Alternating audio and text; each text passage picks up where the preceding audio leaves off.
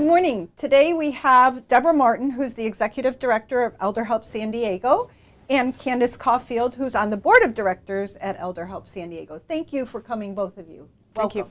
Thank you for being here today. So we're going to start with you, Deborah, or Deb? You can call me anything you like. Just don't call me The late for dinner. seniors don't care. Yeah, just don't call me late for dinner. Tell us about Elder Help services and what services they are providing here in San Diego. Well, primarily Elder Help is known for trying to help seniors stay in their homes. So we provide an array of services all around what kind of supports does it take for a senior to age in their own homes and in their community as well. So that's going to be transportation, it's going to be companionship, it's going to be home modifications and safety modifications, it's going to be grocery shopping, helping with bills, helping with pets, anything around that. Those are our primary core services, and it's very personalized, so the list goes on and on depending on what each senior needs. And how long have you been in existence here in San Diego? We were founded in 1973. Oh. In Mid-City San Diego, a group of inner-city ministers noticed that there was a high density of seniors living in District 3. And there were a lot of meal programs, so their stomachs were being filled, but not their souls and not their access to social services. So they did a survey and realized that there was a high need, and they just started volunteer services in Mid-City, and it grew from there. So just how old do you have to be to call Elder Help? We primarily focus on the 60-plus population, although our home share program is 55-plus. And we get a lot of course neighbors, family caregivers, family members who call and ask us for support and help navigating the healthcare landscape and benefit landscape in San Diego. And that, of course, is any age. I mean, we deal with over 2,500, 3,000 calls a year, just families and people calling in asking for information. And just before, I just want to dig in a little bit to the home share. As you know, Patty and I are realtors here in San Diego County, so obviously we're dealing with the crisis of the lack of affordable housing here in San Diego, just like everybody else is, in terms of there's just not enough. Tell us about, I think home share is really vital for the future of the health of San Diego County. Tell us, let's dig into that. Yeah, I think so too, actually. It is an innovative program. We've had it for about 25 years, and it really started as seniors living in their homes, trying to stay in their homes, needing companionship or needing help around the house, or maybe needing some income from rent. And they had a spare room and a bathroom to offer up. And we would find a trusted, vetted roommate who was a good fit. We'd do all the background checks, we'd interview them, we'd put them together. They might even have a trial period where they'd live together for a weekend or a week. And if that worked out, they'd get together and they would become roommates. And then we were involved with that the entire time. It's evolved more over the last several years as seniors needing to find housing, as they're being evicted or rents are going up or they're losing their own stable housing. And we're asking for anyone who has a spare room, who doesn't mind taking in someone. Again, we vet, we are part of the relationship, we organize whatever that agreement is, and then we are part of the relationship. So that's really what it's been. We have about 50 ongoing matches. We do it in the county and the city of Poway. And we also try and help with any kind of vetting for people who need it. But it is very important. There's nothing else out there. There's no inventory coming on the market. So we're trying to use existing inventory. I mean, as the baby boomers, as they become empty nesters, and hopefully their millennial children finally move out. They don't boomerang back. And they don't boomerang back. There's going to be space. You want to hope so. I mean, you're seeing, typically children have cared for their parents, but you're seeing that happening less and less, actually, even with the baby boomers evolving. And so a lot of these seniors are on their own. They are completely isolated. And trying to find the inventory in San Diego, these seniors oftentimes don't use traditional forms of media. So trying to get the news out to them and the outreach that these programs exist, and we're here to help, and we want to help someone to be in your home can be very difficult. So what sets Elder Help apart from other social service organizations in San Diego County? I think several things. One, we're smaller, so we really are able to personalize our care plans to each of the seniors that we have. For example, we had one senior who was having ambulatory issues, and she lived in a second-floor, one-bedroom apartment that had no elevator. A two-bedroom opened up downstairs, but she couldn't afford the rent. So we actually found someone in our home share program who had a Section 8 voucher, and we were able to go through all the steps to convert them into a live-in aid. So their Section 8 voucher could be used in this two-bedroom apartment downstairs. Well, that's and we got her innovative. moved downstairs. with the Section 8 user so that they could be downstairs. I think we're one of the few agencies that take the time to get all the way through to the solution in that way, and that we have the ability to do that and be creative with it. And I think the way we vet our volunteers is very thorough. I think the way we do our matching between our volunteers and seniors is very unique. And our volunteer service coordinator has been with us for years, and she's amazing at finding those matches. And it's not just the companionship that makes a difference, but it truly is the relationship between the volunteer and the seniors that research shows their longevity in their home is truly impacted that way. And we deal with Section 8. 80% of our services are delivered by volunteers. And our transportation program is door through door. So we don't just do a curbside, getting them to the curb, but they still have groceries and things to get into the house. That's a big issue. You're not completing the entire transaction if they're not physically back in their home unloading their groceries. And of course, our home share program. So all of those make us really different. Tell the audience the name of your transportation program. Our name of our transportation program is Seniors A Go-Go. Now, do your seniors have to qualify for the services? How do they just call and say, I think I need this, I'd love to be a part of Elder Help San Diego, or is there a qualification process that they There's have a to little go bit. through? I mean, they have to be 60 plus. They have to be ambulatory, able to advocate for themselves in their home, wherever that may be. And they have to want us to be there. So a family member can't call and say, we want Elder Help to come in without their full blessing and support. And they have to honor our ethics and our values and our mission, because we're putting volunteers in these homes, and it's important that there's a good symbiotic relationship and they respect what we're doing and the volunteers as well. And that also means that we do deal with some dementia early onset, but we have to be careful with that, because that starts getting to a level of care that our volunteer caregivers are not equipped to handle. But that being said, we've had members with us for years that when we see those signs starting, we're able to help put some steps in place and transition them to the next step of care if that's what's needed. That's awesome.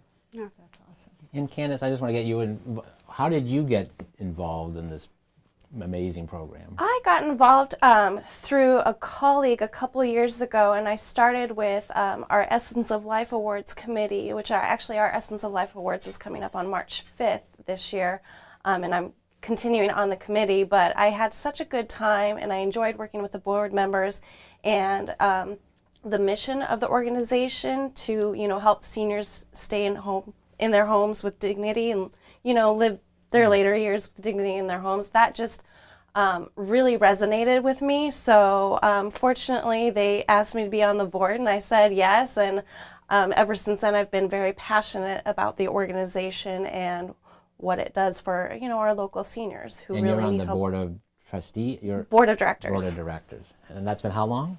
I'm going on my second year now. So have you had people that are still from 1973 are still involved, or? We have a great advisory board, and I rely on them heavily. They're my elder statesmen and women, because I think it's important to understand our historical arc, and they have a lot of our institutional knowledge that I rely on. They've been with us 25, 30, 35 years. Wow. So maybe not quite founding, but they're a long time. So just taking us out 2, 5, 10 years, really, where do you want to take this organization? I mean, what would be your dream 5-year plan? Well, anyone who runs a nonprofit says they don't want to have to run the nonprofit anymore. I mean, not that we don't want to run it, but we're hoping it becomes obsolete. That at some point there aren't these gaps in services that need to be filled by nonprofit organizations. But I don't see that happening anytime soon in this space. And the biggest challenge for us is that, especially in California, Southern California, seniors are really invisible. And our philanthropy, we're up against all these other issues that are more visible and lighter and have great sound bites and great optics. Seniors don't. And they're hidden. You don't see them like you do downtown on the streets of San Diego. They're behind closed doors. And even though all of us will age, if we're so lucky, and we all know someone who's aging, it is incredibly hard to raise money for it. And people either don't see it as a need, they don't understand the need until it's right upon them, or they feel these people have had their chance, and wherever they are now in their life, they generated that for themselves somehow by something they did in their life that created their circumstances they're in.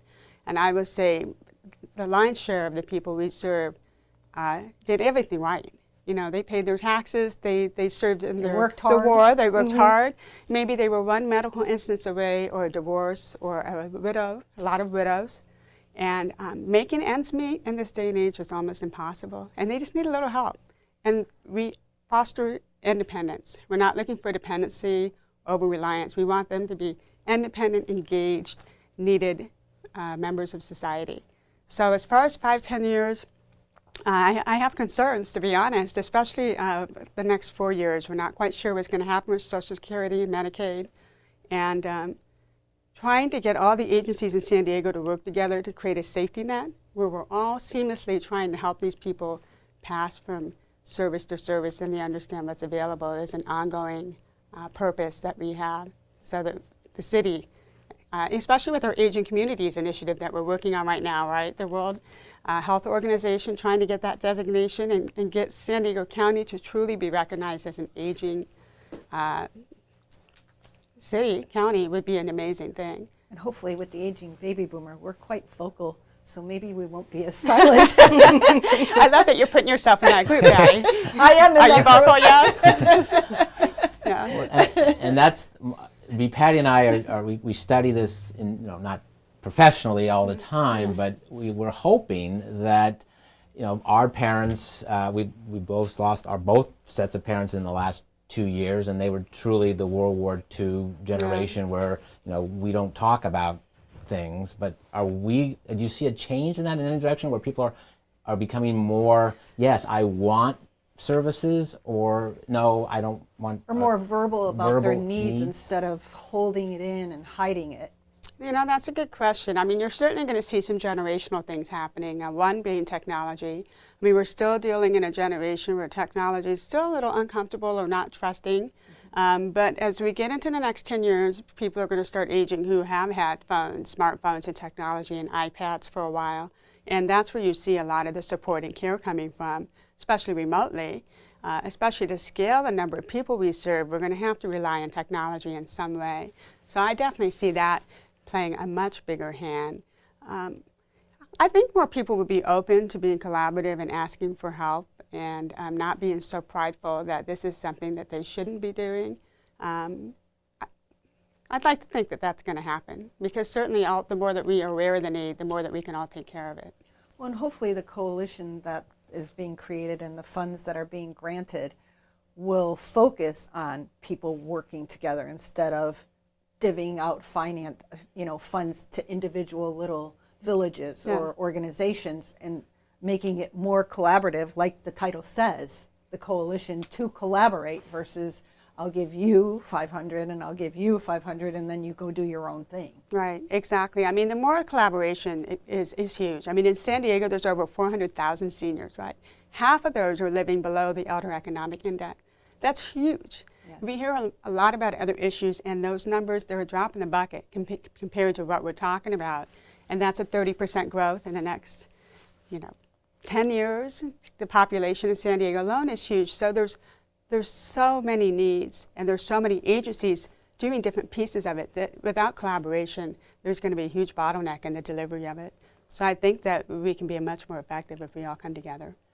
And have the conversations that are uncomfortable. How do we make it more comfortable for people to talk about what they need? And I think that's a multi-generational issue, because for somebody in my 30s, being involved makes me think, okay, how can I better plan for my future? How am I going to take care of my parents? And how are we going to have these conversations that we don't want to have because it feels uncomfortable, but you need to have and you need to plan for?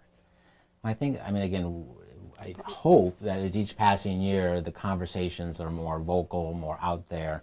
I want to transition a little bit, because I would love to see people that are viewing this maybe call you and say, I can volunteer. Mm-hmm. What does it take to be a volunteer, hours-wise, and what process is do there they go through? training? Is there... Well, we ask that they try to commit up to a year, because the time and money we place into the vetting and the training and then developing relationship, we like a year commitment. They just need to come in. We will do a DMV background check. We will do a normal background check, Department of Justice. They will have references and interviews and take them through an orientation. And they can do as much or as little as they want. They can just be a driver and help drive people to appointments and be with them. They can do the companionship, a couple of visits a month or more if they like. So it really can be fairly individual depending on who they're paired with and what their skill set is. So are some of these actually acting as caregivers? When they're Well, in the we don't home? say caregivers. We have care coordinators, Care which co- are social workers, Okay. degreed social workers in our office who do the care plan, oversee it.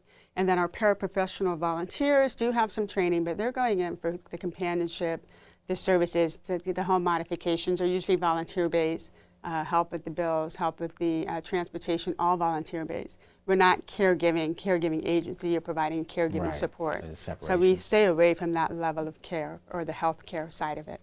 We're in that gap right before that. Which is very needed. Very needed. Having lived through it for 12 years, I know very well. Yeah, it's a long process and it's exhausting. And, Yep. and we actually have a family caregiver program too. Because really you talk about the baby boomer generation, our next big health epidemic potentially is those who've been caring for their parents and grandparents. The economic disadvantage, the economic burden, the health burden, and your own health issues that may surface prematurely because you've been providing so much care, or if you've reduced your income or left the workforce, typically female. What does that look like for your retirement and your financial stability as you get older? So these issues all domino down. So we go into local corporations and provide a family caregiver support lunch and learns so that caregivers, either now or in the future, to Candace's point, are having these conversations with their parents. They're taking care of themselves. They understand what lies ahead, and they're better prepared. And hopefully helping the bottom line of these corporations so they're not losing caregivers back into the home from their workforce. Yep. Now that's an interesting point because we've had this discussion many times. The corporations today, are they more open, the HR personnel, are they more open to have you come in and talk about this issue? And help people with their schedules so that they can be available. And we do blogs, and one of our blogs was just, working with your employer to have the time you need for your caregiving so that when you're at work, you're really focusing on work. You're not worrying about what's happening at home because you didn't have the time to be where you needed to be when you needed to be there. Do you see that transition? I think California in general is a very employee-friendly state. It's definitely going to depend on the culture of the organization as well as the culture of that individual supervisor and the job, how much flexibility they have. I think that what we try and do, and unfortunately it's the business of aging, is we try and show how it affects the bottom line. It's just like we try and show how what we do affects the cost of health care, because some people just don't want to write the check to a senior. But if we show that it saves the hospital or the healthcare system or insurance, XYZ, then people want to support it. Same with family caregiving. It's the right thing to do. This is a need that we all face, but the bottom line, it's a hugely expensive consequence to a company to lose these people on their sick days, vacation, or completely from the You workforce. have to retrain somebody Exactly. totally new, Right. who maybe has been in the So job for it's 10 just years. good. It's just good business to do that. So we are seeing more. We just launched this program last year. We're seeing large companies and smaller companies very interested in saying, we need this help, please come in. We like it just from a wellness standpoint, and we certainly see the bottom line impact. So we're hoping we can make a difference and start those discussions as well. Awesome. Candace, because we have a couple minutes left, I'd like to get your take on what you see your role going forward with the organization. Where would you like to dream about and for the organization? Well, still staying involved on the board of directors and, bringing, I hate to use the word bring awareness, but for lack of a better term, just raise awareness of, our seniors in need in San Diego, and hopefully, again, to create a larger discussion against other generations about, how do we address this issue? How do we have these conversations? And I think just, again, being more of an advocate for San Diego seniors and seeing, I guess, ultimately decreasing social isolation for them and having, the entire community be aware that this is an issue all of us are going to address, and we need to work together. We need to talk about things. We need to support local nonprofits like Elder Help that go in and directly impact our local community. And Deborah will give you last word. If you could get anything across that you really want to drive home to the viewing audience, what would that be? Oh my gosh, well, I've already monologued quite a bit, but I will say obviously funding is important. We always need volunteers, driver volunteers. We're always looking for transportation partners, people who want to partner with us, who have vehicles, who can help us with our transportation volume, which is just growing. People who have a spare room in their home, doesn't matter how old they are, if they're open to participating in home share, that would be huge. And I would just say that think about the people in their lives who are aging. If they weren't there to care for them, who would be caring for them? And what would that look like for them? And how would they feel about that if they couldn't care for a loved one? Gets me every time. Wow. So we're one of the only agencies doing this and going in the home and making sure. And I could tell you some stories too about people we've recently impacted, but it's a really important work. I think these people deserve some dignity and some decency and the choice to age the way they feel they deserve to. So we hope to give them that. Well, both your passions show through tremendously. And Elder Help of San Diego, please take a look at the website. Please give what you can with their volunteer time. Money, you have your big annual fundraiser In March 5th, in Essence March, of Life, so great event, just lots of fun. sign up for a table and make it a huge success. That'd be It's great. beautiful. It's at Southwestern Yacht Club, which is a great community partner of ours. Oh, fantastic. Well, thank you both for being here. It's been Our an honor to pleasure. meet you personally today. And Candace, thank you for setting this up. It's been fantastic. My pleasure. And stay tuned for more Senior Stay or Go TV.